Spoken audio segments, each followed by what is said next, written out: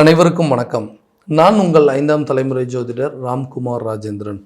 நம்ம இன்னைக்கு பார்க்க போகிற தலைப்பு, துலாம் ராசி அன்பர்களுக்கு உங்களுடைய ராசிக்கு 4ஆம் வீடான மகர ராசியில் செவ்வாய் பகவானுடைய உச்ச பெயர்ச்சிங்க. இந்த நிகழ்வானது 16/1/2026 முதல் 23/2/2026 வரை நடைபெறக்கூடியதுங்க. இந்த 4ஆம் வீட்டில் மகர ராசியில் செவ்வாய் பகவானுடைய உச்ச நிலையானது ருச்சக ராஜயோகத்தை உருவாக்கக்கூடியதுங்க. இந்த ருச்சக ராஜயோக காலகட்டங்களில் துலாம் ராசி அன்பர்களுக்கு தங்களுடைய வாழ்க்கையில் எந்த விதமான அற்புதங்கள் மற்றும் மேன்மைகளை கொடுக்க போகுது அப்படிங்கிறத இந்த காணொலியில் தெளிவாகவும் துல்லியமாகவும் பார்க்கலாங்க. நம்ம சேனலை ஃபஸ்ட் டைம் பார்க்குறவங்களா இருந்தால் சப்ஸ்கிரைப் பண்ணிக்கோங்க. பெல் பட்டனை கிளிக் பண்ணி ஆல் அப்படிங்கிற ஆப்ஷன் கொடுத்துக்கோங்க. செவ்வாய் பகவான் ஒருவருக்கு தைரியத்தையும் தன்னம்பிக்கையும் துணிச்சலையும் தரக்கூடியவர். நிலம் மற்றும் கட்டிடம் சார்ந்த யோகங்களை தரக்கூடியவர்கள். நீதி மற்றும் காவல்துறை சம்பந்தப்பட்ட அனுகூலங்களை கொடுக்கக்கூடிய இந்த செவ்வாய் பகவான். ஸோ துலாம் ராசி அன்பர்கள் அப்படின்னாவே சுக்கிர பகவானுடைய ஆதிக்கத்தில் பிறந்தவங்க. ஒருவருக்கு ஆடம்பரம், செல்வாக்கு, சொகுசு, காதல், தாம்பத்தியம், குழந்தை பாக்கியம், திருமணம் சார்ந்த அனைத்து யோகங்களையும் கொடுக்கக்கூடிய இந்த சுக்கிரன்.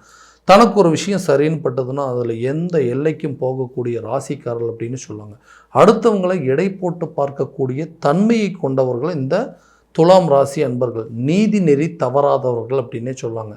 எந்த சூழ்நிலையிலுமே கரெக்டாக இருப்பாங்க. அதாவது தனக்கு ஃபேவராக இருக்கிறவங்கக்கிட்ட ஃபேவராகவும், தனக்கு அன்ஃபேவராக இருக்கிறவங்கக்கிட்ட சாதகம் இல்லாமல் இருக்கக்கூடிய நபர்கள் யாராக இருந்தாலும் நீதி நெறி தவறாதவர்கள் அப்படின்னே சொல்லுவாங்க. எல்லா இடத்துலையும் ரொம்ப கரெக்டாக இருக்காங்க, ரொம்ப பர்ஃபெக்டாக இருக்கக்கூடிய நபர்கள். அதாவது எல்லாத்துலேயுமே ஒரு ஸ்ட்ரெயிட் ஃபார்வர்டாக இருக்கக்கூடிய நபர்கள். எல்லாத்தையுமே கரெக்டாக தாங்க பண்ணுறாங்க. ஆனால் எனக்கு மட்டும் ஏன் இப்படி நடக்குது? நல்லது செஞ்சால் நல்லது தானே நடக்கணும். ஆனால் எனக்கு ஏன் எல்லாம் எதிராகவே நடக்குது? நான் நல்லது செஞ்சால் எனக்கு கெடுதல் மட்டும்தான் நடக்குது. நான் மற்றவங்களுக்கு உதவி செஞ்சால் எனக்கு தேவையில்லாத தொந்தரவுகள் தான் வருது. எதுவுமே என்னால் சரியே பண்ணவே முடியல. நான் ஆசைப்பட்ட விஷயங்கள் எதுவுமே என்னால் அமைச்சிக்கவே முடியலைங்க. ஒரு வண்டி வாகனம் சார்ந்த யோகங்களோ அல்லது ஒரு வீடு கட்டக்கூடிய ஒரு அமைப்புகளோ, அம்மா வழியில் வரக்கூடிய சில யோகங்கள் அப்படிங்கிறதோ, நீண்ட நாட்களாக இருக்கக்கூடிய ஒரு ஆரோக்கிய ரீதியாக சில பிரச்சனைகளோ, குடும்பத்தில் இருக்கக்கூடிய மன உளைச்சல்கள் அப்படின்னு சொல்லிட்டு ஒரு வேலை ரீதியாக இருக்கக்கூடிய முயற்சிகள் எல்லாமே எனக்கு எதிராகவே நடந்துகிட்ருக்கு. இந்த நிலைகள் எப்போ தான் மாறுங்க? நான் ஆசைப்பட்ட வாழ்க்கையை, சுகபோக வாழ்க்கையை என்னால் வாழவே முடியாதா அப்படின்னு எதிர்பார்த்துட்டு இருக்கக்கூடிய இந்த துலாம் ராசி என்பவர்களுக்கு இந்த 4ஆம் வீடான சுகஸ்தானத்தில் மகர ராசியில் செவ்வாய் பகவானுடைய உச்சநிலை ருச்சக ராஜயோகம் சகல சௌபாகியங்களும் பெறக்கூடிய ஒரு காலகட்டம் அப்படின்னே சொல்லாங்க. ரொம்ப நாளாக ஒரு வேலை ரீதியாக ஒரு கவர்மெண்ட் ஜாபுக்காக எக்ஸாம் எழுதிட்டு ரொம்ப ட்ரை பண்ணிகிட்ருக்கேங்க. அதுக்கு நான் ரொம்ப நாளாக வெயிட் பண்ணிகிட்டு இருந்ததுக்கு ஒரு நல்ல எதிர்பார்த்த ஒரு நல்ல செய்தி அப்படிங்கிறது கிடைக்கவே இல்லைன்றவங்களுக்கு கண்டிப்பாக கூடிய சீக்கிரத்தில் இந்த அரசு சம்மந்தப்பட்ட அனுகூலங்கள், கவர்மெண்ட் ஜாப் ரிலேட்டடான உங்களுக்கு நல்ல தகவல்கள் அப்படிங்கிறது உங்களுக்கு கைக்கு சீக்கிரமாக கிடைக்க போதுங்க. ரொம்ப நாளாக வேலை தேடிட்டு இருக்கக்கூடிய நபர்கள், வேலை சரியான விதத்தில் அமையலைன்னு சொல்லிட்டு இருக்கவங்களுக்கு கூட புதுசாக ஒரு வேலை அப்படிங்கிறது உங்களை தேடி வருங்க. வேலையில் உழைப்புக்கு தகுந்த ஊதியம் அப்படிங்கிறது இல்லை. ரொம்ப ஹார்ட் ஒர்க் பண்ணி ஒர்க் பண்ணிகிட்டு இருக்கேன். ரொம்ப வருஷமாக ஒரே கம்பெனியில் வேலை பார்த்துட்ருக்குங்க. எனக்கு பின்னாடி சேர்ந்தவங்களாம் இன்றைக்கி ஒரு நல்ல நிலையில் இருக்கிறாங்க. அவங்களுக்கு ப்ரொமோஷன் என்ன, சேலரி இன்க்ரிமெண்ட் எல்லாமே கொடுக்குறாங்க. ஆனால் எங்கிட்ட மட்டும் நல்லா வேலை செய்கிறீங்க, நீங்கள் நல்லா பண்ணுங்கள், கண்டிப்பாக உங்களுக்கு பெட்டர் ஃப்யூச்சர் இருக்குது, எதிர்காலத்தில் ஒரு நல்ல போஸ்டிங் உங்களுக்கு கிடைக்கும் அப்படின்னு சொல்லி என்னுடைய உழைப்பை மட்டுமே உறிஞ்சிட்ருக்குறாங்க. அந்த நிலைகள் அப்படிங்கிறது மாறுங்க. கூடிய விரைவில் உங்களுடைய வேலைக்கு தகுந்த ஒரு ப்ரமோஷனு, சேலரி இன்க்ரிமெண்ட் அப்படிங்கிறது கிடைக்கும். இல்லை வேறு ஒரு கம்பெனியில் நீங்கள் ஒரு இன்டர்வியூ அட்டன் பண்ணிங்கன்னா கூட உங்கள் திறமைக்கு தகுந்த ஒரு நல்ல உயரிய பதவிகள் அப்படிங்கிறது உங்களுக்கு கிடைக்குங்க. இது வரைக்கும் பிடிக்காத டிபார்ட்மெண்ட்டில் ஃபோர்ஸ் பண்ணி சொல்லி இந்த வேலையை நீங்கள் செஞ்சே ஆகணும்னு சொல்லியிருப்பாங்க. அந்த சூழல் அப்படிங்கிறது மாறுங்க. உயர் அதிகாரிகள் உங்களை பாராட்டக்கூடிய ஒரு தருணமாக மாறப்போகுது. கூட இருக்கிறவங்க கூட எதிரிகளாக இருந்திருப்பாங்க, உங்களை எப்படி வீழ்த்தணும்னு நினச்சிருப்பாங்க. அந்த எதிர்ப்புகள் அப்படிங்கிறது உங்களை விட்டு விலகுங்க. கண்டிப்பாக நிம்மதியான ஒரு சூழல், அட்மாஸ்பியர் அப்படிங்கிறது உங்களுக்கு கட்டாயம் உருவாகுங்க. தொழில் ரீதியாக இதுவரை இருந்து வந்த மந்த நிலைகள் அப்படிங்கிறது அகலம், புதிய தொழிலை தொடங்குவதற்கான ஒரு சில வாய்ப்புகள் அப்படிங்கிறது உருவாகுங்க. தொழிலில் நிறைய மாற்றம் பண்ணுவீங்க. பிஸ்னஸை அடுத்த லெவலுக்கு கொண்டு போவீங்க. புதிய பார்ட்னர்ஸ் அப்படிங்கிறது உங்களுக்கு சேருவாங்க. ஒரு பிஸ்னஸ் ரிலேட்டடாக புதுசாக சில பிரான்ச்சஸ் அப்படிங்கிறது நீங்கள் ஓப்பன் பண்ணுவீங்க. அதுக்கு தேவையான ஒரு பில்டிங் வாங்கக்கூடியது, ஒரு லேண்டு வாங்கி உங்கள் பிஸ்னஸை எலபரேட் பண்ணுறதுக்கான வாய்ப்புகள் அப்படிங்கிறது இந்த காலகட்டங்களில் கண்டிப்பாக உருவாகுங்க. இது வரைக்கும் நீங்கள் போட்ட முதலீடுகள் மந்த நிலையில் இருந்திருக்கும். அந்த நிலைகள் மாறும். புதிய சொத்துக்களுக்கு உண்டான சேர்க்கைகள் அப்படிங்கிறது இருக்குங்க. கண்டிப்பாக ஒரு நல்ல பலன் அப்படிங்கிறது கொடுக்கக்கூடிய ஒரு தருணமாக இருக்க போகுது.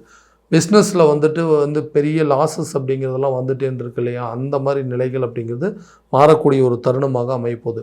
திருமணம் ஆகாத நபர்களுக்கு திருமணம் சார்ந்த யோகங்கள் என்ன இந்த திருமணம் அப்படிங்கிறது ஒன்று மட்டும் கரெக்டான ஸ்டேஜில் நடந்துச்சுன்னா எல்லாமே எனக்கு கிடைச்சிருன்னா மனைவி வரக்கூடிய நேரம், கணவன் வரக்கூடிய நேரம், நம்மளோட வாழ்க்கை நிலை மாறும். நம்ம வீட்டுக்கு தேவையானது எல்லாத்தையுமே பண்ணி வச்சாச்சுங்க. ஆல்ரெடி ஒரு நல்ல வேலை இருக்குது, ஆல்ரெடி நல்ல ஒரு பிஸ்னஸ் இருக்குது, சொந்தமாக வீடு இருக்குது, வண்டி வாசல், தோட்டம் துறவு எல்லாமே இருக்குங்க. ஆனால் நமக்கு வந்து அந்த திருமணம் சம்மந்தப்பட்ட அமைப்புகள் மட்டும் தடைப்பட்டுகிட்டே இருக்குது. எல்லாம் ஓகே ஆகுதுங்க, கல்யாணம் வரைக்கும் கொண்டு போயிட்டு திடீர்னு கல்யாணம் வரைக்கும் கொண்டு போன மேரேஜ் கூட காரணமே இல்லாமல் நிற்கிற மாதிரி ஒரு சூழல். இதை விட நாங்கள் பெட்டராக எதிர்பார்க்குறோம் அப்படிங்கிறாங்க. கூட இருக்கிறவங்களே ஓகே ஏதோ ஒரு காரணத்தை சொல்லி நமக்கு நடக்கக்கூடிய சுப நிகழ்வுகள்லாம் தடுத்துட்ருக்காங்க. அந்த நிலைகள் மாறும். கூடிய விரைவில் ஒரு சுப நிகழ்வுகள், சுப செய்திகள் உங்கள் வீடு தேடி வரக்கூடிய ஒரு தருணமாக இருக்க போது. வேண்டான்னு சொல்லிட்டு ரொம்ப நாளைக்கு முன்னாடி விட்டுட்டு போனவங்க கூட ஓகேங்க இது ஒரு நல்ல அமைப்பாக இருக்குது, நல்ல ஒரு அலைன்ஸாக இருக்குது அப்படின்னு சொல்லி மறுபடியும் வந்து அந்த அலைன்ஸ் பேசி கரெக்டான விதத்தில் மேரேஜ் வந்து முடியக்கூடிய ஒரு காலகட்டமாக இருக்க போதுங்க.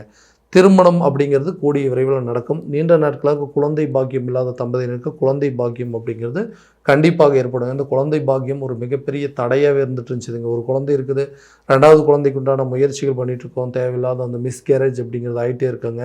ஸோ அதுக்கு நிறைய ட்ரீட்மெண்ட் எடுத்துருக்கோம். அந்த ட்ரீட்மெண்ட்டை ஒரு நல்ல சக்ஸஸான ஒரு பலன் அப்படிங்கிறது கொடுக்கலன்னு சொல்கிறவங்களுக்கு கூடிய சீக்கிரத்தில் குழந்தை பாக்கியம் அப்படிங்கிறது ஏற்படுங்க. ஒரு குழந்தை இருக்கிறவங்களுக்குலாம் அடிஷ்னலாக 2வது குழந்தை பாக்கியத்திற்கு உண்டான வாய்ப்புகள். முதல் வாரிசே நிறைய தடைகள் இருக்கிறவங்களுக்கு கண்டிப்பாக குழந்தை பாக்கியம் அப்படிங்கிறது கண்டிப்பாக அமையும். இது குடும்பத்தில் ஒரு நல்ல அமைப்புகள் அப்படிங்கிறது ஏற்படுங்க. அதாவது குடும்ப உறுப்பினர்களில் புதிய நபர்களுக்கு உண்டான சேர்க்கை அப்படிங்கிறது கண்டிப்பாக ஏற்படுங்க. குடும்பத்தில் கணவன் மனைவிக்கிடையே இருக்கக்கூடிய கருத்து வேறுபாடுகள் நல்ல நிம்மதியாக உட்காந்து பேசி ரொம்ப நாள் ஆச்சுங்க. 2 பேரும் வந்து சராசரியாக பேசிக்கக்கூடிய சூழல் அப்படிங்கிறதே இல்லைங்க. குடும்பத்தில் தேவையில்லாத மன குழப்பங்களும் மன கஷ்டங்கள் மகிழ்ச்சி அப்படிங்கிறது இல்லாமல் இருக்குங்க. எதுக்கெடுத்தாலும் சண்டை சச்சரவுகள், பணம் ரீதியாக சில பிரச்சனைகள் அப்படிங்கிறது உருவாகிறதுனால கணவன் மனைவிக்கு கருத்து வேறுபாடுகள் அதிகமாயிருச்சு. லவ் பண்ணிகிட்டு இருக்கும்போது அதே மாதிரி காரணமே இல்லாமல் சின்ன ஒரு பிரச்சனைக்காக இன்றைக்கி வந்து பெரிய அளவில் அதை வந்து பெரிய காரணமாக உருவாக்கி 2 பேரும் பிரிந்து போகக்கூடிய அளவுக்கு சூழ்நிலைகள் அப்படிங்கிறது வந்துருச்சு. கணவன் மனைவி நிறைய பேர் டிவோர்ஸ் அப்ளை பண்ணுற அளவுக்கு சூழ்நிலைகள் வந்துருச்சுங்க. இந்த நிலை அப்படிங்கிறது மாறவே மாறாதாங்க. நாங்கள் மறுபடியும் பழையபடி அந்த சுகபோக வாழ்க்கையை வாழ முடியாதா? கணவன் மனைவி அவங்களுக்கு தேவையான வீட்டுக்கு தேவையானதை எல்லாத்தையும் வாங்கி கொடுத்து, பிள்ளைகளுக்கு தேவையானதை வாங்கி கொடுத்து நாங்கள் எல்லாருமே மறுபடியும் அந்த பழைய நிலைக்கு வரமாட்டோமான்னு எதிர்பார்க்குறவங்களுக்கு நிச்சயமாக ஹஸ்பண்ட் ஒய்ஃபுக்குள்ளே இருக்கக்கூடிய பிரச்சனைகள் தீர்ந்து அவங்களுக்குள்ள நல்ல ஒரு ஒற்றுமை அப்படிங்கிறது மேலும் உங்கள் பிள்ளைகளுடைய தேவைகளை பூர்த்தி பண்ணுவீங்க. மனைவி கணவனுக்கு உண்டான தேவைகள் எல்லாத்தையுமே, கணவன் மனைவிக்கு உண்டான தேவைகள் அனைத்தையுமே பூர்த்தி செய்து உங்களுக்குள்ள ஒரு நல்ல மன வாழ்க்கையை, நல்ல நிம்மதியான ஒரு வாழ்க்கையை வாழக்கூடிய ஒரு காரணமாக அமைய போதுங்க. ஆசைப்பட்ட ஒரு வாழ்க்கை சரியான விதத்தில் அமையலை, நான் எதிர்பார்த்த ஒரு லைஃப் அப்படிங்கிறது எனக்கு அமையலை அப்படின்னு சொல்லி எதிர்பார்க்குறவங்களுக்கு கூடிய விரைவில் நீங்கள் எதிர்பார்த்த ஒரு வாழ்க்கை துணை அப்படிங்கிறது உங்களை தேடி வரும். விட்டுட்டு போனவங்க உங்களை தேடி வரக்கூடிய ஒரு தருணமாக இருக்கும். பிரிந்த நபர்கள் கூட ஒன்று இணைவதற்கான சில வாய்ப்புகள் அப்படிங்கிறது இந்த காலகட்டங்களில் உருவாகும். ஏன்னா நான் நினச்சேங்க இதுதான் என்னோடய வாழ்க்கை, இது மட்டும் எனக்கு கிடைச்சதுன்னா என்னை விட அதிர்ஷ்டசாலி யாருமே இல்லை, என்னை விட பாக்கியசாலி யாருமே இல்லை, எல்லாமே இருக்குங்க. ஆனால் எனக்கு ஒரு நிம்மதியான வாழ்க்கை அப்படிங்கிறது, வாழ்க்கை துணை அல்லது நான் எதிர்பார்த்த ஒரு வாழ்க்கை, ஒரு லைஃப் பார்ட்னர் அப்படிங்கிறது அமையல. நானாக தேடி போனவங்களும் சரி, என்னை தேடி வந்தவங்களும் சரி, இன்றைக்கி ரிலேஷன்ஷிப் சரியான விதத்தில் அமைச்சிக்க முடியலன்னு எதிர்பார்க்குறவங்களுக்கு கட்டாயமாக ஒரு நல்ல மன வாழ்க்கை அப்படிங்கிறது அமையும். வேண்டான்னு விட்டுட்டு போனவங்களும் சரி, நீங்கள் வேண்டான்னு விட்டவங்களும் சரி, சில காரணங்களால் மறுபடியும் ஒன்றிணைவதற்கான சில வாய்ப்புகள் அப்படிங்கிறது இந்த காலகட்டங்களில் ஏற்படுங்க. அடுத்தது சொந்தமாக வீடு கட்டக்கூடிய யோகம், சொந்தமாக ஒரு வீடு வாங்கக்கூடிய யோகம், வண்டி வாகனங்களுக்கு உண்டான சேர்க்கை, வீடு நிலம் கட்டிடம் சம்மந்தப்பட்ட சொத்துக்களுக்கு உண்டான சேர்க்கை நிச்சயமாக இந்த காலகட்டங்களில் ஏற்படும். ஏன்னா இந்த மங்களக்காரகன் செவ்வாய் பகவான் நிலம் மற்றும் கட்டிடம் சார்ந்த யோகங்கள், வீடு சம்மந்தப்பட்ட யோகமாக இருக்கலாம், அது நிலம் சம்மந்தப்பட்ட யோகமாக இருக்கலாம், வண்டி வாகனம் சார்ந்த யோகங்கள் எல்லாமே இந்த சுகஸ்தானத்தில் வந்து உச்ச பலம் பெறும் பொழுது நிச்சயமாக உங்களுக்கு ஒரு நல்ல அனுகூலமாக இருக்க போகுது. ஆரோக்கிய ரீதியாக இருந்த அந்த பாதிப்புகள் உங்களை விட்டு விலகுங்க. கல்வியில் ஒரு நல்ல மேன்மை இருக்க போது. கடனை அடைப்பதற்கான முயற்சிகள் ஒரு நல்ல பங்களிப்பு அப்படிங்கிறது கொடுக்குங்க. திடீர் பண ஆதாயங்கள் அப்படிங்கிறது உருவாகுங்க. ஏன்னா இந்த பழைய வண்டி வாகனங்களை விற்றுட்டு புதுசாக வண்டி வாகனம் வாங்குறது, தாய் வழி சொத்துக்களோ அல்லது தகப்பன் வழி சொத்துக்கள் அப்படிங்கிறது உங்கள் கைக்கு வந்து சேரும்.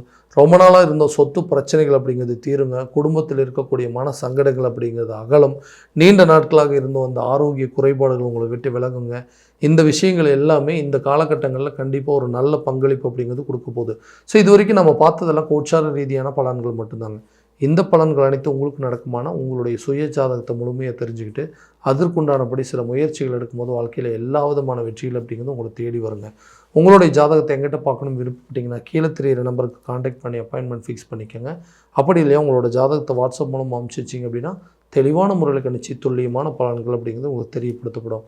மீண்டும் அடுத்த காணொளியில் உங்களை சந்திக்கும் வரை உங்களிடமிருந்து விடைபெறுவது உங்கள் ராம்குமார் ராஜேந்திரன். நன்றி.